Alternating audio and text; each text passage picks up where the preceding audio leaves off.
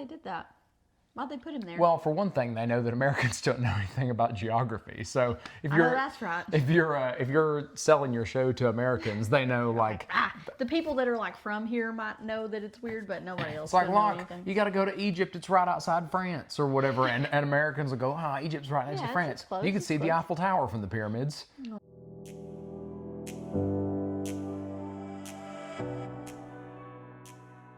We're live, finally. Welcome to the Lost Together podcast, only 3 weeks after our last broadcast. Sorry. Still my attempt to convince Morgan that this is one of the greatest television shows ever written, acted in, produced, shot, and reacted to in 2 to 3 week increments by two hillbillies in Tennessee. One who has seen it a number of times and one who is on their first watch through. Mm-hmm. So thank you for your patience. And we are going to talk about season 5, episode 7, which is the 93rd overall episode of the series, The Life and Death of Jeremy Bentham. That means that we've made 93 episodes of this podcast. No, it doesn't. Remember, because we were combining episodes for a little bit. Oh, that's right. That was such a bad model. Yeah, it really was. What are we doing? Our apologies. Sorry. That was because we, first of all, we had a lot more free time then, and so we wanted to watch 2 episodes at a time. So it was like, now it's a miracle to be able to fit 1 episode in at a time. And like, we finally have a free day today. And we have a few free hours. We don't even have a full free day. We have like 6 or 7 hours. And we were going to do this and then veg, but instead it has turned into this and then a bunch of errands. But they're fun errands. We're going shopping for outfits. Exciting. There's a really famous scene from John and Kate Plus 8 where like Kate's going off about something and John is just like staring into the abyss or whatever, and it's like a minute and a half of him not blinking, just staring. That's me to hear like shopping and fun, because she'll tell you I really don't mind shopping. Honestly, I don't. But the thing I hate is like ambling. So when you go into a place and you gotta like take an hour and a half to like mosey around. That's shopping. No, it isn't. Shopping is knowing what you want and then going in and try to get it. No. It's like hunting, basically. Like if you go hunting, you don't just browse around the forest and try to find different stuff. It's like you got a license for something. So you go, I can only get deer today because I have the license. So you go and try to find the deer and then you shoot it and then you get out of there. Ridiculous. So that is exactly how shopping should be. We're shopping for outfits. I told him that I could go by myself, more than happy to go by myself and shop by myself for outfits for him. And I said, you will get what you get. On this day where we don't have a ton of time, just the 2 of us. So yeah, I definitely want to just be by myself today. She did, I want her to admit though to everybody that she did, originally it was her idea for us to veg today. So she pitched it to me and I was like, oh my God, my wife knows me. Look at this. Like I have been so busy. I have filled every second of every day for the last 3 weeks. And I'm finally going to get some time to just veg on oh no, let's go to Kohl's instead and browse around for 2 hours. So 2 hours. It will be 2 hours. I guarantee it. Might be more. No, it won't.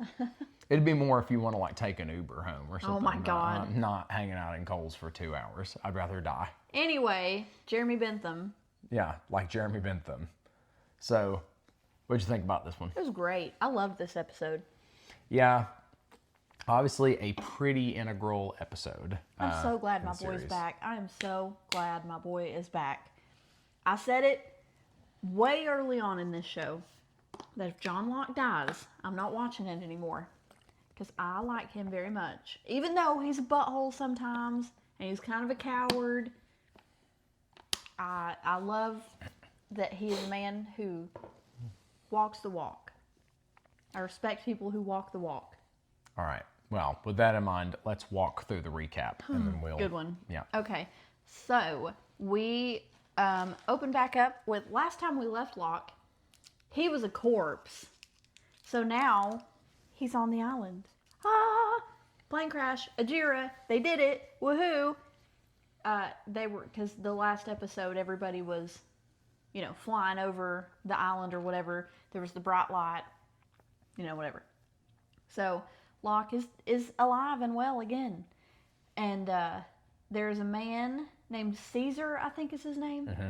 And he's rifling through, I think it's is it the Hydra Station or the Orchid that he's rifling through? Caesar. He's looking for whatever it is. Hydra. Okay.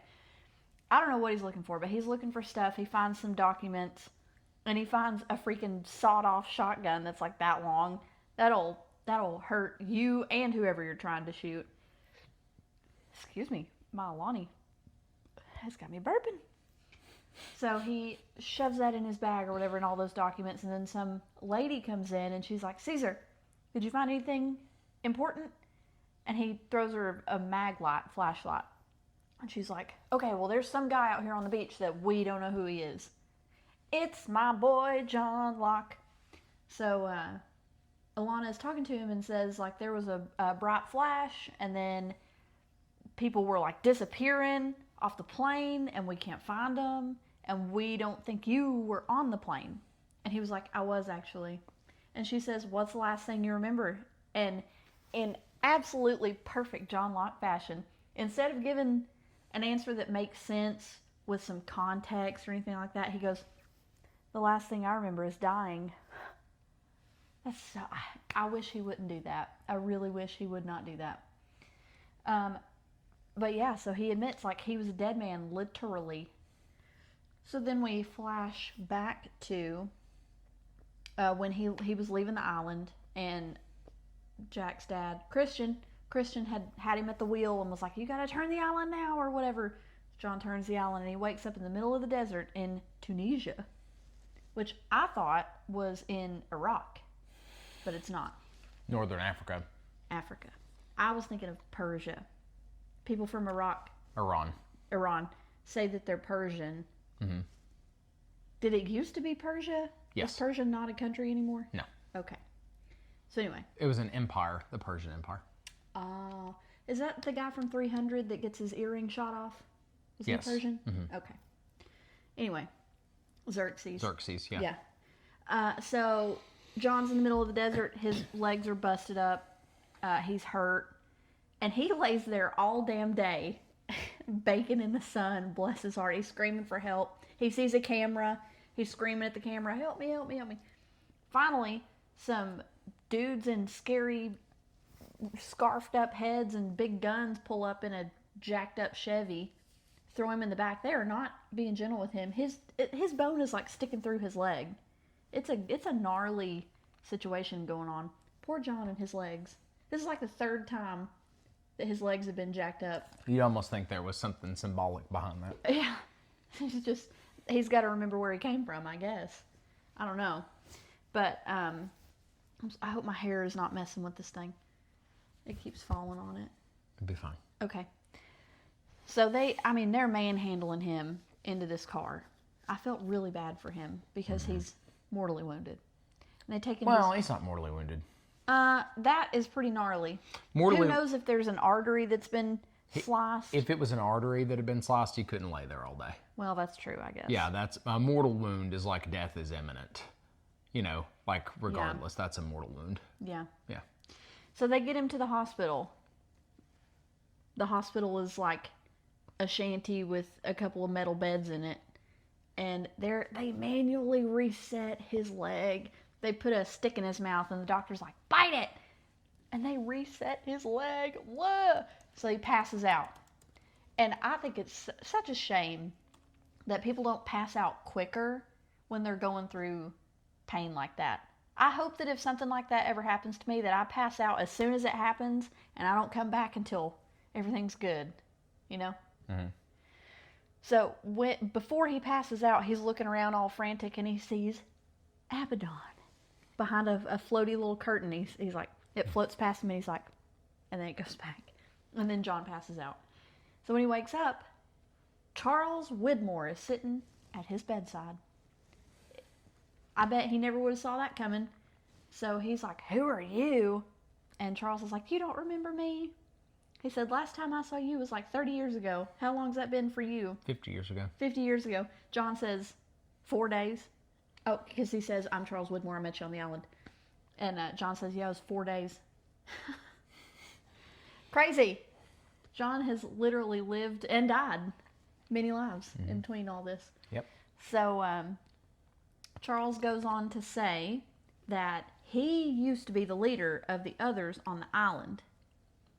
And Ben tricked him and got him off the island. And so Charles Widmore is going to help Locke get the Oceanic Six back together to get him back to the island to right the wrongs or whatever. He shows him a folder that has pictures of everybody, like candid pictures. And Locke was like, "You've been following us?" And Widmore's like, "Duh. Yeah, been following you too." So I'm thinking about this. I don't know how long Charles Widmore was on the island before Ben kicked him off, but he was like 18 years old and obviously not the leader when John met him. Right. So some shit has happened. Does Richard Alpert ever mention Charles Widmore? Has he mentioned him? They're in the same scene. Yeah, but I mean, like, in all this time, has Richard Alpert never told John, yeah, our leader used to be Charles Widmore? No, he's referenced their leaders before, but he doesn't name them typically. You would think that he would at this point. I don't think so. Well, anyway, John tells Charles Widmore, I believe, in this scene, that Richard Alpert told him that he was supposed to be the leader and that he had to die. Or no, Christian told him that Right. he had to die. So Charles Widmore is like, you know what? That's not going to happen. I'm going to make sure that you're safe and that all the others are safe. And Mr. Abaddon here is going to be your driver and your protector and whatever, and he's going to help you go get everybody. So off they go to all over the place. Santa Rosa, Santa Maria, Los Angeles. Santa Maria. There's 2 Santa places. Santo Domingo. Whatever, yeah. Different country. That's where Saeed is. Saint Sunday. In other words. Yeah, so he's like building houses with Habitat for Humanity, like building houses for poor people. It's called Build Our World. There you go. Yeah. Yeah. So he's doing like charity work. Weirdly, in the shots that Widmore shows Locke, I don't know if you noticed, but it's like you said, they're like candid shots. The shot of Saeed is him sitting like on the roof. And when He's like kind of turned like this. But when Locke gets to him, he's basically in exactly that spot. Yeah, I did notice So that. he's doing a lot of It's like, roof man, work. He's been up there. He really needs to get done with that roof. Yeah. Roofs do not take as long as that. Like you can set a roof in a day, pretty much, with the right crew. You can. You can set a roof in a day? With the right crew, yeah. I did one summer of construction work, and the roofers were fast. Like they get done. With I'm a sure roof they do. I bet it relatively, sucks up there.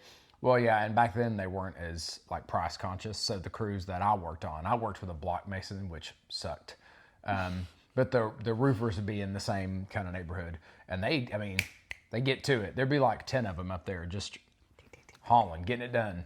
Yeah. Meanwhile, they had just me moving cinder blocks from one pallet to the next or whatever. Like Ew. they dropped this off in the wrong spot, so my whole day was just hauling cinder blocks 2 arms.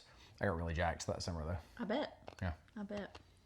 So, so he rolls up, because he's back in his wheelchair, rolls up on Saeed, and he's like, hey, buddy. Saeed's like, Locke, what are you doing here?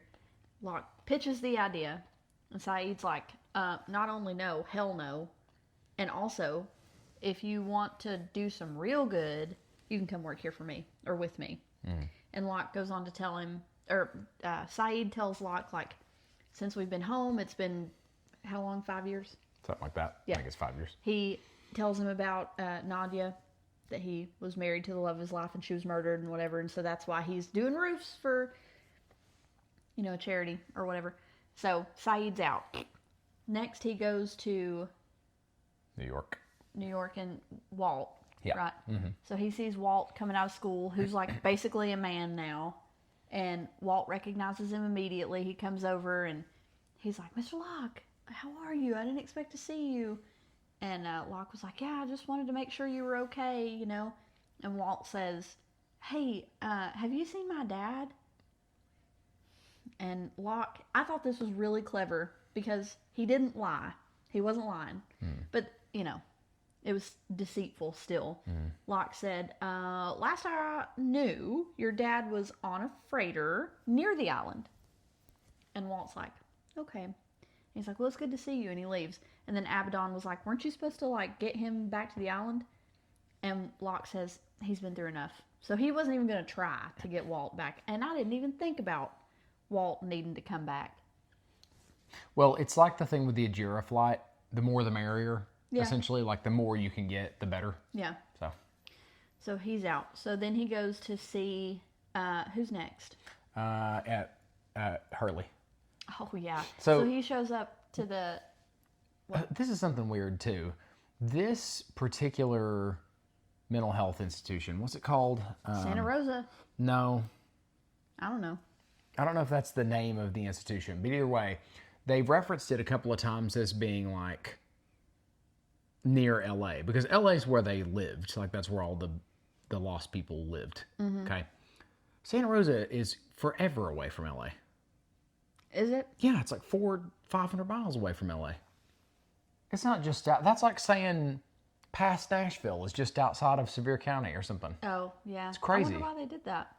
Why'd they put him there? Well, for one thing, they know that Americans don't know anything about geography. So if I you're, know that's right. if you're selling your show to Americans, they know like the people that are like from here might know that it's weird, but nobody else. it's like, doesn't know look, anything. you got to go to Egypt. It's right outside France or whatever, and Americans will go, Egypt's right next to it's France. close, You can it's see the close. Eiffel Tower from the pyramids. Oh my God. So anyway, I forgot to mention too that when Charles Widmore is showing Locke all the pictures and giving him the lowdown about how he's going to get everybody back, he goes, I've taken the liberty of giving you a new identity, Jeremy Bentham. And Locke says, who's that? And he goes, he's a philosopher. Your parents had a sense of humor, so why couldn't I? Because John Locke is also a philosopher. we'll get to that. Okay. I don't know shit about Jeremy Bentham. Well, I'll tell you. Okay, great. Okay. So he rolls up to Hurley and he's like, and Hurley thinks he's talking to a ghost. He's like, what's up, dude? And he's like, you're not even real. You're not here. Locke's like, I am. Yes, I am. So Hurley leans back to one of the nurses and goes like, hey, am I talking to a dude in a wheelchair? And she goes, yeah. So then he freaks out, stands up, and he's like, I'm not listening to you. La, la, la, la, la. I'm not going anywhere with you. And he runs away. So Locke has failed 3 times now. Well, he didn't even try with Walt, but he fails a 3rd time with Kate. He goes to Kate's house. And she's like, you have lost your damn mind. I'm not going back to the island. Never, ever.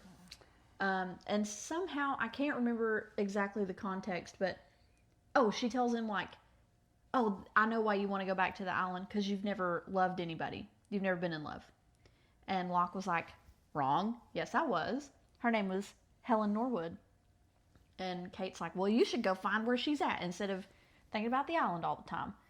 So Locke's like, you know what? I think I will.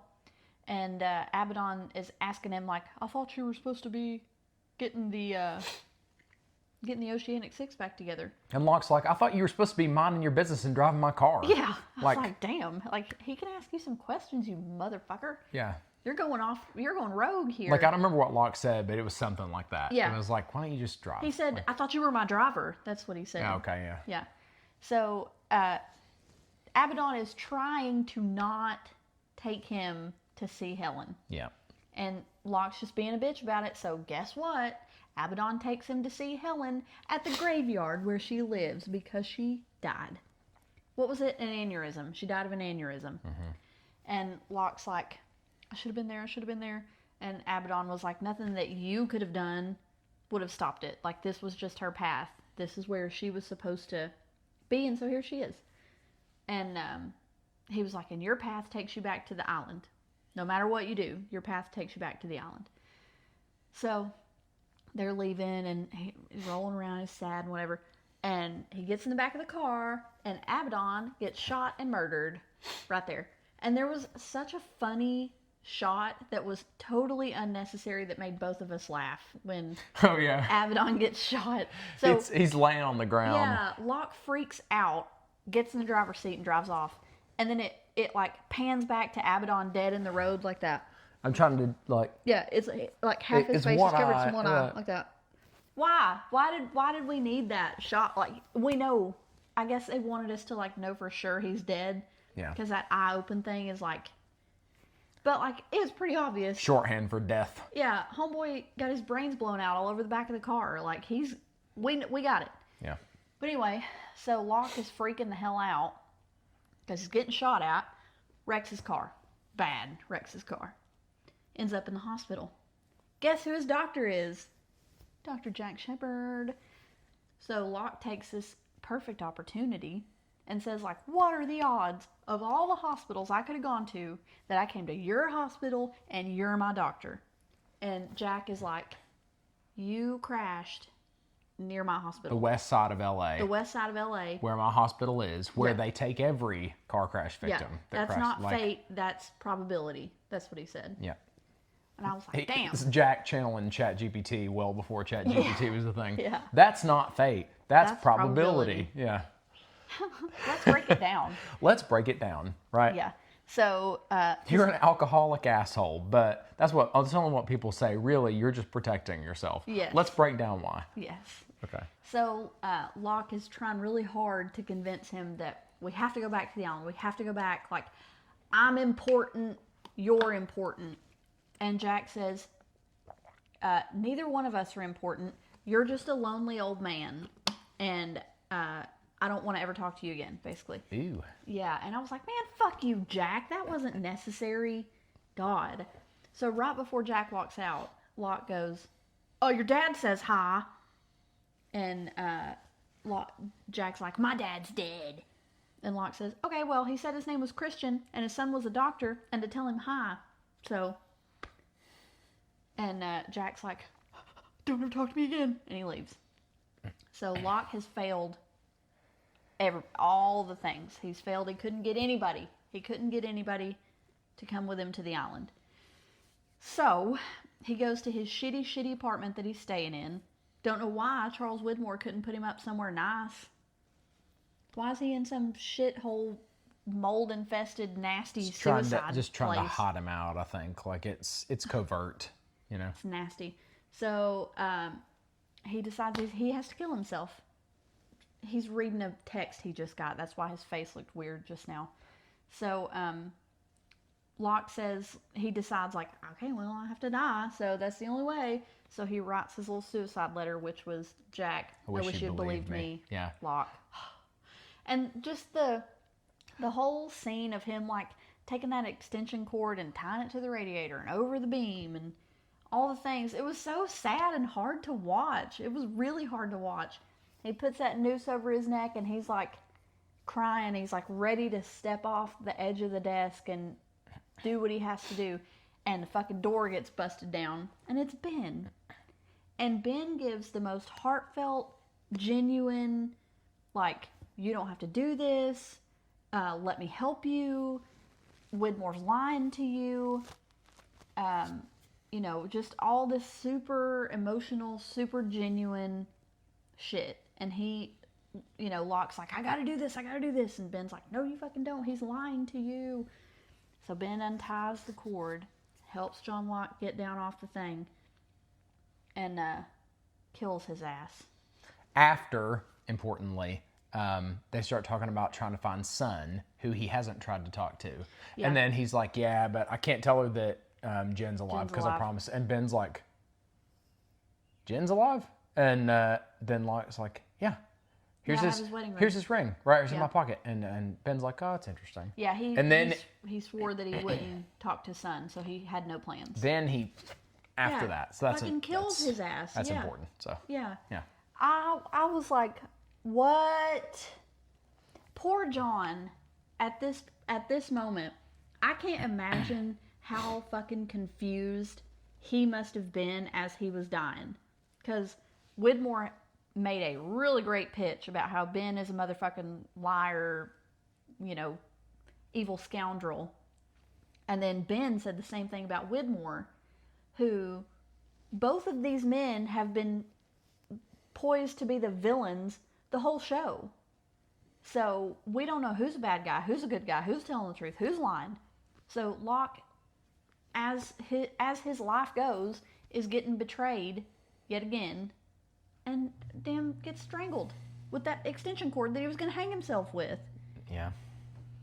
So then we already know that Ben this whole time is telling everybody like, John, and you did it. You did it. So he cleans up the apartment really well and is wiping all the shit down, and the whole time you can see Locke's freaking shadow of his body hanging in the background. Yuck, not a good visual. And before he shuts the door, he says, I'm going to miss you, Locke. I really will miss you. Shuts the door. So back on the island, that lady has got John, and she's like, yeah, there were like people disappearing off the plane. We don't know where they are. We found some people. Come with us and see if you recognize any of these people. And John sees Ben knocked out, hurt on the ground. And he's like, that's the guy who killed me. And earlier today, oh, that's my recap, lost. Earlier today, like, I don't know, maybe an hour ago. Yeah. I was in the shower, I was washing my hair, and it was like me scrubbing my hair got my brain going, and I was like, you know what? I have a hypothesis. There have been multiple instances where John Locke could have, and maybe should have, killed somebody. Well, you know what? I'm wrong. He killed that girl that he knifed in the back. Mm-hmm. Damn, I just blew my whole theory. Never mind. I was thinking, like, Locke hasn't killed anybody yet. He's not killed any men, if that matters. But the important men in his life that he could have and should have killed. And I think that what's going to happen is Locke is going to confront Ben and say, like, hey, you killed me. And Locke will kill Ben, and in doing so, complete his character arc. But I forgot that he killed that girl in the back, so never mind. Never mind. So there you go. That's my recap. So I guess the obvious question here, there's a couple. Because there's also that scene where he's eating the mango. Oh, yeah, and he's like, this is the best mango I ever had in my life. And what a gross fruit for him to eat. Like, it's just all over his mouth and nasty. Well, first of all, it might look nasty, but there is nothing that beats a good mango. That is like so true. On a hot day. Ooh. If you can take a bite into a mango like that, like, oh man. Yeah, but you know, it's not good for TV. Oh, it's I don't so. want to see that. Why do you think they chose a mango for that? I have no idea. Well, I was thinking that it was interesting that one of the first weird images that we get of Locke in this whole series is the orange in his mouth on the beach. Yeah, he does that weird smile. And it's just after he's been able to walk again. Yeah, right? And that was his thought. So right after a miracle, there's an orange, right? Yeah. And then right after this miracle, a mango on the beach.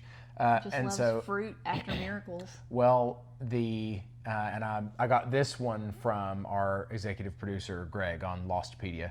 Plug if you're not into it. The mango in like Indian culture is, and remember the flight is a jira. Yes. So in Indian culture, it's the fruit of the knowledge, or like fruit of life, basically. Like well, that's a little on the nose, isn't it? So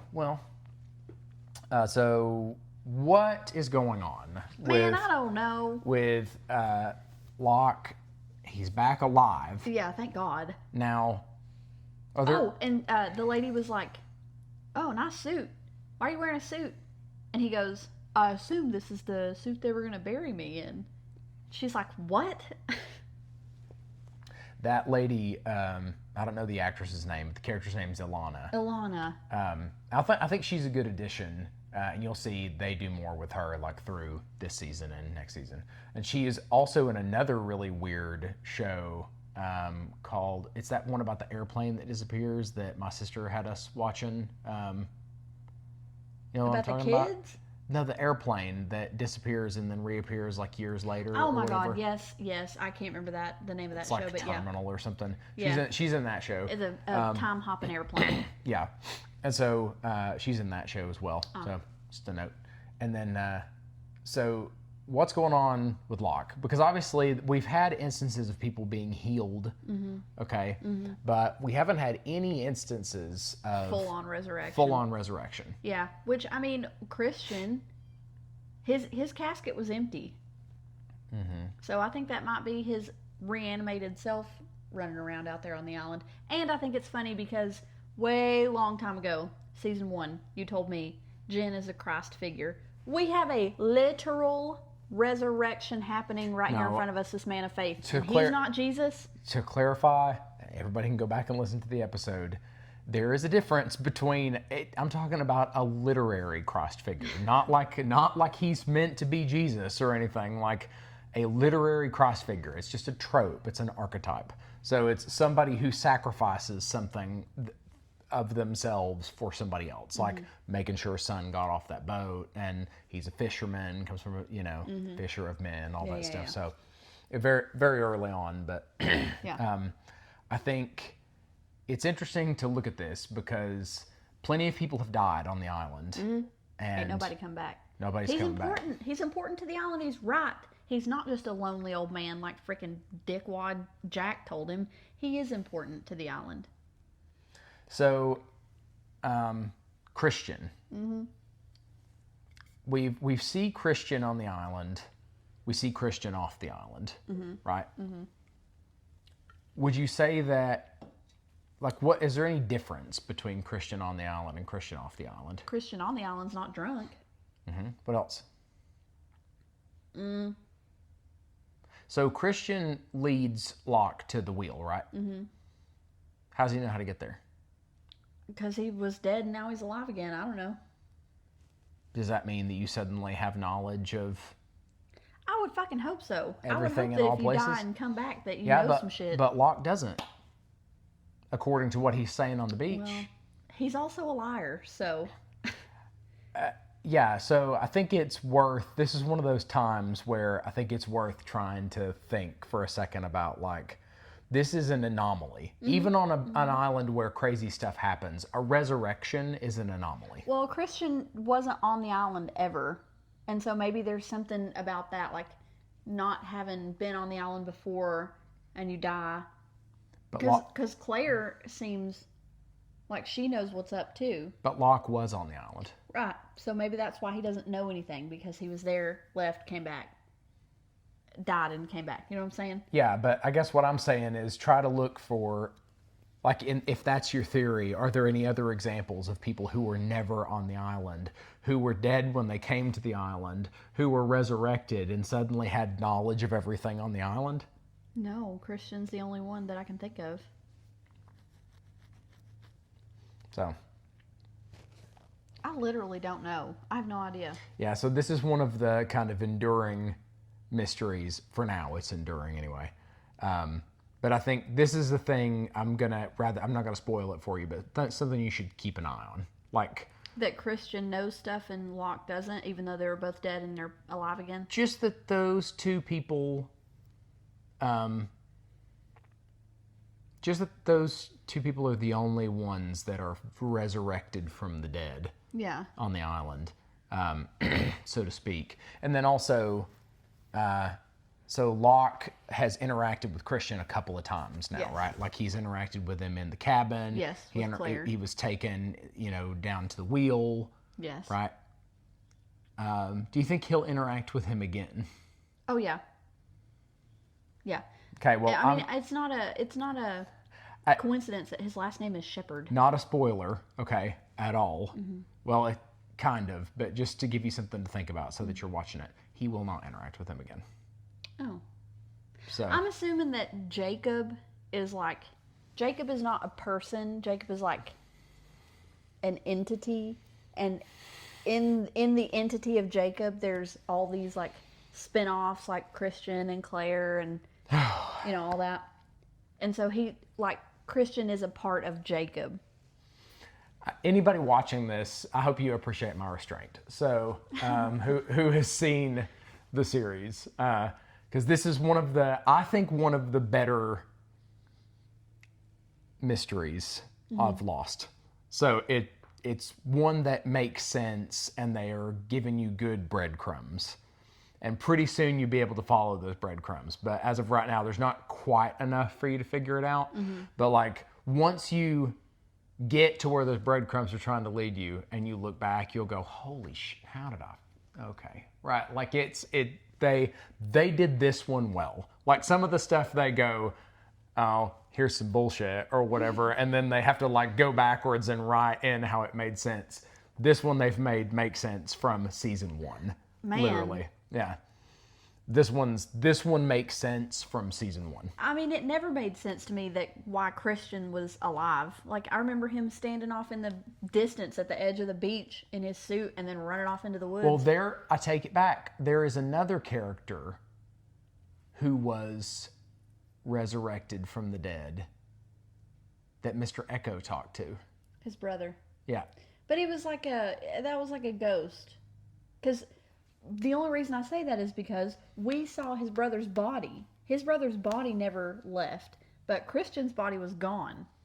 We didn't see his brother's body after he talked to him. Whenever Mr. Echo died, so why the hell would they go look for the body? Because they went to the wreckage after.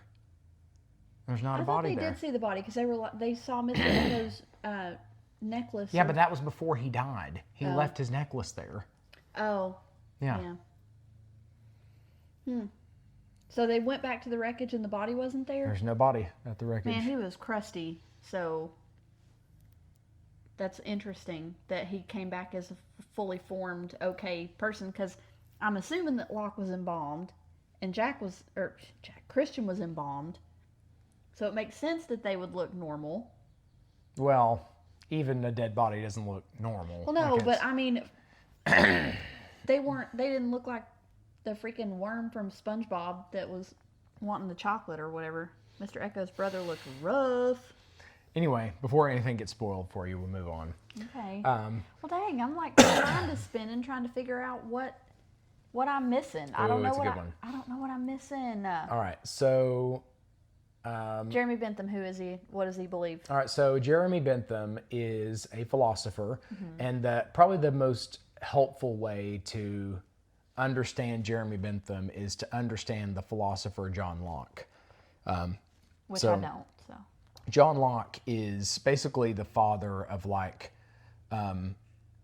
democracy, a democratic thought in the sense of like in our Constitution we have. Was he American?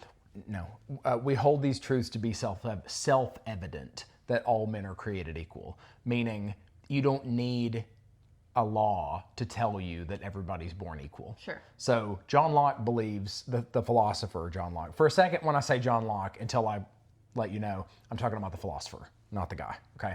John Locke, the philosopher, believed that everyone is born equal and everyone is born with inalienable rights just based on the fact that they were born. So my kind of man. So they're born, and so you have dignity and equality and the right to pursue happiness and the right to property, okay?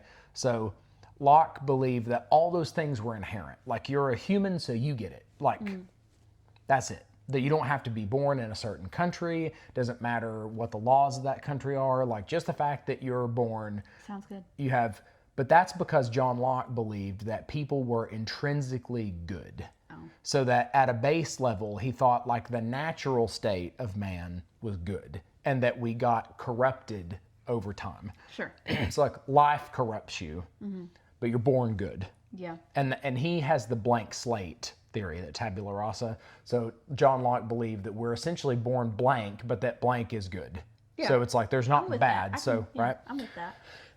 But that we get like bad things happening, and so it etches on your slate, and then you become bad over time, like based on your circumstances. Yes. Okay. I agree. Jeremy Bentham, very much the opposite. So Jeremy Bentham believed that everybody essentially was inherently corrupt, evil, and in need of subjugation. So like he believed that rights were essentially just distributed by governments to maximize happiness and minimize suffering.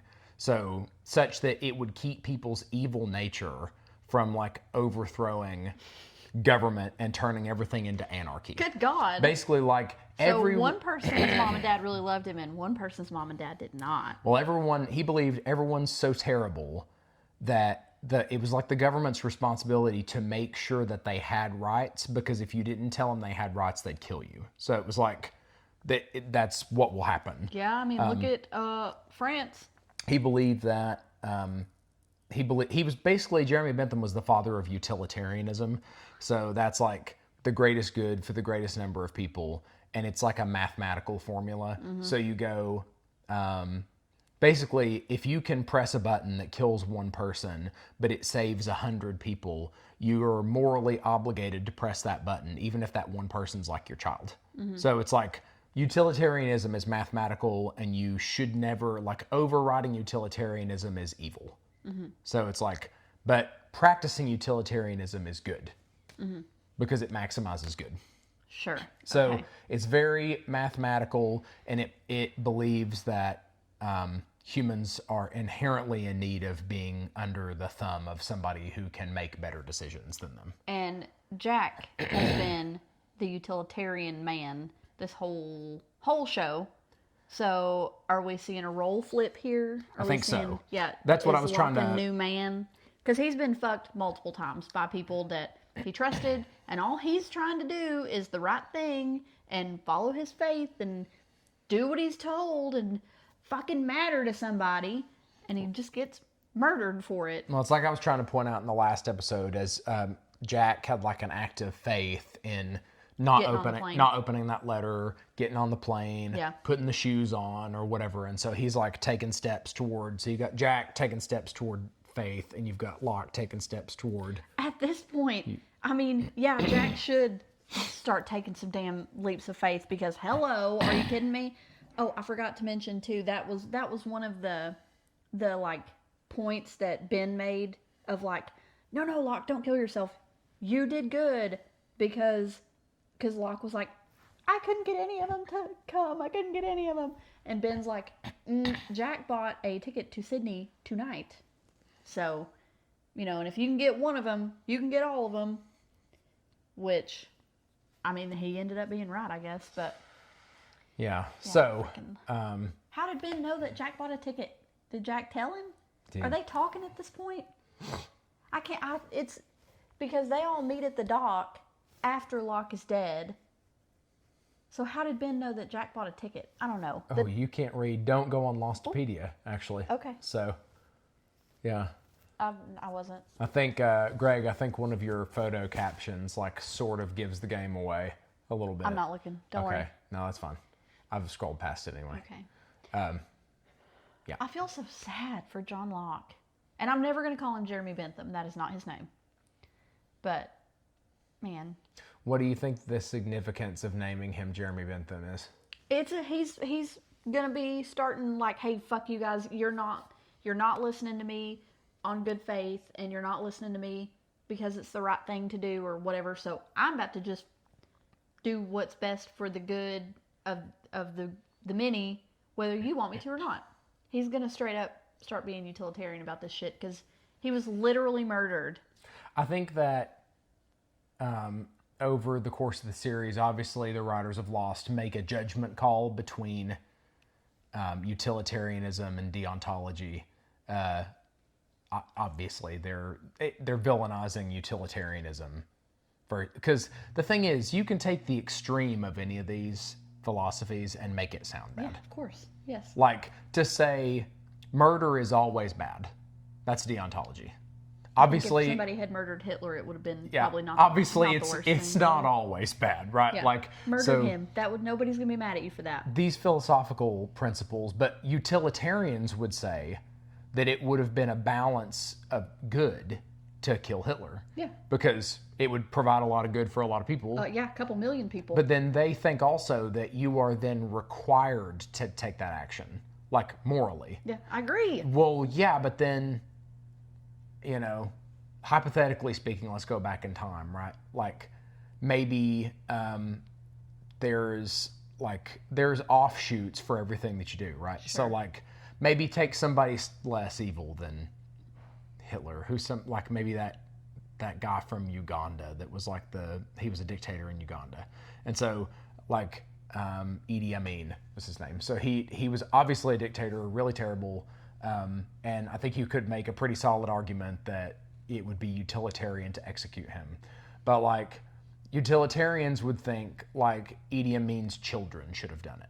Like Idi Amin's wife should have done it. Anybody in his vicinity should have done it. And that it's a moral failing not to, because it would have done a lot of good for a lot of people. Yeah. But it's like an immediate judgment on every person who doesn't take that action. So it's like everything that provides good for a large number of people, you should execute without even thinking about it. Well, that's not fair. Utilitarianism, that taken to extreme, is Yeah. like, it's math, and when you disobey the math, you are an immoral idiot who should also be killed, because Well, you're not participating in dumb. utilitarianism. So like, That's dumb. you could take either of these philosophies to a ridiculous extreme, right? But Everything I think can be made an extreme. yeah, I think the writers make a judgment call on which one of those philosophies Well, is I mean, best. Locke the whole time has been hardcore, just faith. Just he has no idea what the hell's going on, and he's been proven right multiple times just by being faithful. And nobody else is with him in this shit. So he's about to just say, you know what? I know better than you, and so I'm gonna do the good thing. Why did Ben convince Locke to get down and then murder him? Because he's a bastard. I thought that was so dirty. What if John Locke really did need to die? Why didn't he just let him hang himself? Why didn't he just let him hang himself? Why didn't he say, like, you know what, Locke? You are a fucking loser that couldn't get anybody, and you suck, and the island's disappointed in you, and let him jump and die. Did something change between the time that Locke was on the chair and in the floor? Well, Ben found out that Locke was talking to Charles Widmore. What else? He found out about Jen being alive. But I don't understand how that correlates to him having to kill Locke when he was already about to die. There's a lot, but he didn't know those things when Locke was up on the chair. Like, Yeah, I see what you're saying. Yeah, like he got information which then led him to kill Locke. Or did he just want to do it? Was he just like, you don't do it, I do it? I hope not. That's so gross. Well, I'm just pitching it as an Yeah. idea. I'm not saying that is what he did, but just Yeah. as a thing to think about. And, God, strangling somebody is just so personal. It's just such a personal way to kill somebody.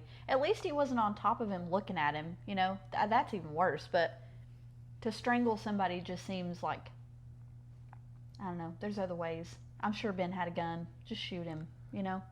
Maybe there's a reason he didn't shoot him. Because that gun would have jammed. All right. But I thought, and I said that too. I was like, why? Because when Michael tried to die multiple times, he literally was not able to. Drove his car into a wall, tried to get shot, all these things.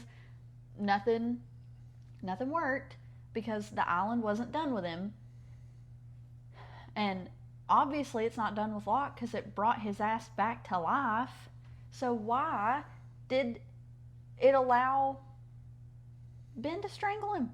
Other than maybe the island wants rid of Ben, and it knows that if it lets Locke be aware of the fact that he was strangled, that he'll kill him, and then Ben will be gone. So, I don't know. There's so many things happening in my brain. you ready for messages in a ball? Yes. So, by the way, I took everybody's note, and hopefully my light blue polo is distinct enough from my orange t-shirt that it won't be confusing in the thumbnails. Sorry about that, guys. He only has like 10 shirts. I have a lot of shirts, but I only wear 10 of my shirts. So, all right. So from our executive producer, Greg, and this is in response to 316, last episode we put on there. Oh, okay. I was like, what? So Morgan, why do you think it is that things would be unpredictable if they didn't recreate things exactly? So like, remember when they were trying to get all the people back on the plane, and Eloise said that it would be unpredictable? Yeah. I mean, it's because when you change the variables in any situation, then you change the situation. Yeah, I mean, I've always taken it, I don't even fully know the answer to that, Greg. I think it feels mathematical. Yeah, because like you got to have all the pieces. You have to have 1 + 1 to equal 2. Like, but you can do 0.5 plus yeah, 1.5. you're still going to get to 2, right. but it's a little fucked up and hard, Or you got to get to a range, and so you don't have to get to 2, but you got to get to where 1.92 you could round to 2. Yeah. Right. Yeah. So it's like close enough. Yeah. Right. If you got enough of the pieces, you'll get there, but it's going to be fucked up. Exactly. LOL. Yeah, I'm with Morgan on the magic in the episode being naff, but Joe nailed it. Being naff? I think that must be an Australian I don't know what that thing. means, Greg. But Joe nailed it in terms of its significance to the narrative. Yep, got to start believing in magic and the White Rabbit. And a young girl's heart. Will you go to the Facebook posts? Yeah. Okay, so the Kate sneaking into Jack's house thing, bookmark this. We'll circle back to it later. Exactly, Greg. Like there's more to that. Super Milk Guy has made a return. Welcome back, my friend. Hi. Nice discussion. I relate to Joe's declaration of being filled with doubt and dread, but also absolute certainty that ghosts aren't real. And I appreciate the better image quality in the videos. I like Super Milk Guy more every time. Ghosts are real. So. What a treat to see Joe's adorable dimples so clearly. Okay. This one. I always have such a hard time finding our page. That one is, it's that one. That one is deeper than that one. That one's very noticeable. He's so handsome. As for the episode itself, I love how it subverted expectations by immediately showing them back on the island, though introducing a whole bunch of new mysteries and how Jack and company got to this point. Yep.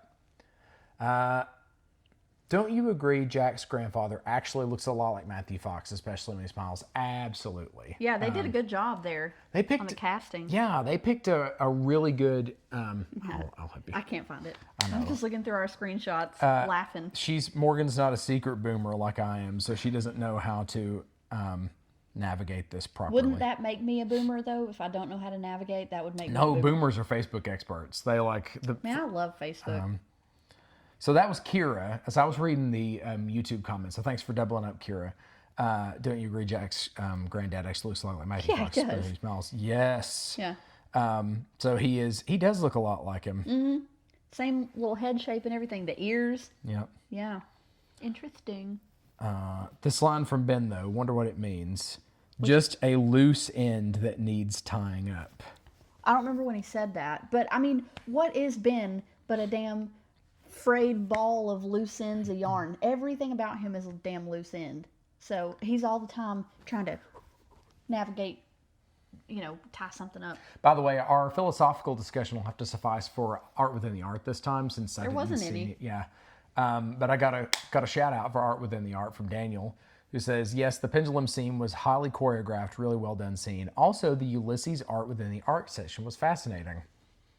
Hold up, wait a minute. Hold up. What would you do? When Caesar was going through Ben's office, that piece of paper that he found was the floor from the pendulum room. Mm-hmm. I caught that. I was like, hey, that's what that is. So there was some art, or a callback, anyway. So somebody's been tracking the shit. Daniel with a picture of my bottle. Joe introduces the world to giant bottles with motivational words. Morgan, speaking for the world with just a look. Seriously? I'm telling you. But it's better than the milk jug water bottle he was carrying around. It wasn't a milk jug. Oh my God, it was shaped like a milk jug. So, I mean... Embarrassing. All right, so I think that's pretty much it. Let's see if we can discover I really enjoyed this episode. Yeah, this was a really good one, and... I enjoyed it so much that we watched this like 4 days ago, and I remembered all that, so... The next episode is entitled Le Fleur. Ooh. Louisiana, French? Le Fleur. La Fleur. Yeah. Isn't that the name of the symbol from Louisiana? That is the fleur de lis. Damn it, I was close. So... Came up with that one right off the top of my head. You're so smart, and you got the dimples and everything. Wow, he's a whole package. I know. He's a whole package. I really try on these videos to not be completely insufferable as I'm just sitting here. But when we're filming this, and I don't know if any of y'all have the same kind of jobs that we've got where we have to make video calls all day, like on Teams. Oh my God. And you're so not about to... when you're on a video call, how often are you looking like in the camera versus at yourself on the video call? I look at myself pretty much the whole time. Yeah. That's why I'm fixing my hair and stuff, because every time I'm like, ooh. Oh, I know. Listen, and I'm trying to make sure, like I know my posture's bad because self-absorption- I'm taller than Morgan, but I sit like a question mark Yeah. whenever we're doing this. You know, how much taller am I than you? Not a ton. I don't know. Like, I'm 5'2". I'm 5'10", so 8 inches. 8 inches taller. And I'm trying to like not do things like stare directly at myself while and then not like flex or not. We will be. We both work at the same place, and he'll be on a call, and he'll send me a screenshot of himself from the call, and go like, "Look how jacked my arms look."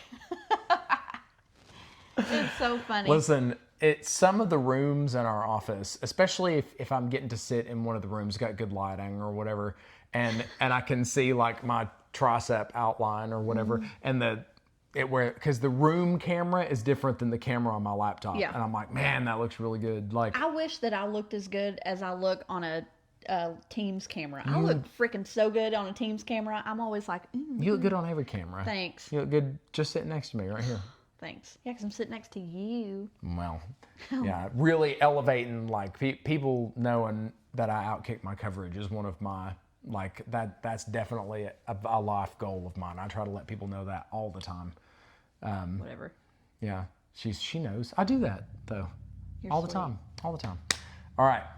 Listen, y'all, thank you for being here. Looking forward to Le Fleur, hopefully not in 3 weeks' time. No, it won't be in 3 weeks. I'm sorry. But, what is it? Is it 3 weeks from now? We will be in Hawaii. So, yeah. we promise we will make at least one more episode before we go to Hawaii. We're going to try. Don't make promises you can't keep. I'm not making a promise. We're going to try to find a lost location while we're in Hawaii. Maybe we'll give you a little special look. The trouble with it is that in Oahu, we don't have a ton of time. So we have like one... Isn't that the place we're staying for 2 days? No, we have one night in Oahu, and then the cruise takes off the next day. Oh, boo. So Oahu's where all the locations are at. Damn, that was going to be our beach day, too. No, we'll have that in Kauai. Be fun. Yeah, we're working our vacation out in real time here. We're going to take the microphones with us, and if we go to a lost location, we'll act out the scene. We'll do a little one-off episode, and I'll make a Jack face, like I can't even do it now because I'm smiling like a. You got to get your mouth open a little bit.